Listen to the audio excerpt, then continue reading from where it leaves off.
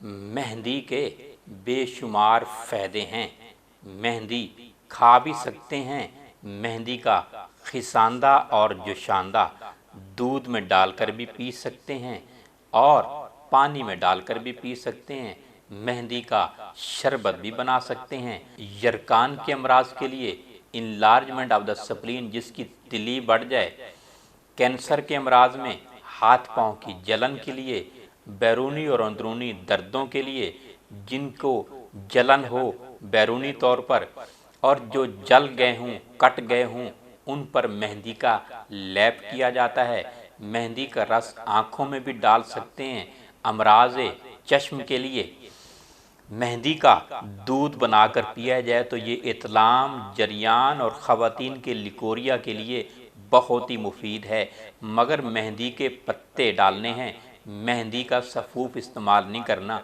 और बाज़ार की जो मेहंदी है ये गैर मुफीद है, ये ज़्यादा मुफीद नहीं है। अल्लाह के नबी हज़रत मोहम्मद मुस्तफ़ा सल्लल्लाहु अलैहि वसल्लम इस तरह फरमा रहे हैं, मा मिन शजरतिन अहब्बु इलल्लाहि मिनल हिनाई औ कमा काला नबी सल्लल्लाहु अलैहि वसल्लम।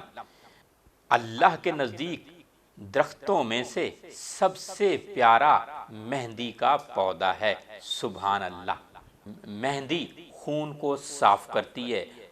ख़तरनाक मर्ज़, कोढ़ और स्किन के अमराज के लिए भी मेहंदी का इस्तेमाल बहुत ही मुफीद है। उल्टी लाने के लिए बहुत मुफीद है। बलगम को जिस्म से खारिज करती है। खून को साफ करने के लिए, खारिश को ख़त्म करने के लिए अगर आपको खारिश है तो मेहंदी का खिसांदा या जोशांदा इस्तेमाल कीजिए। अर्के मेहंदी भी इस्तेमाल कर सकते हैं। हजूर सल्लल्लाहु अलैहि वसल्लम फरमा रहे हैं, इख्ज़बू बिलहिनाई फ़इन्नहु यज़ीदु फ़ी शिबाबिकुम व जिमालिकुम व निकाहिकुम।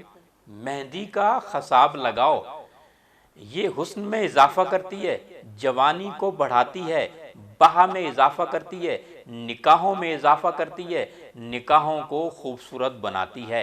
औ कमा काला नबीयु सल्लल्लाहु अलैहि वसल्लम।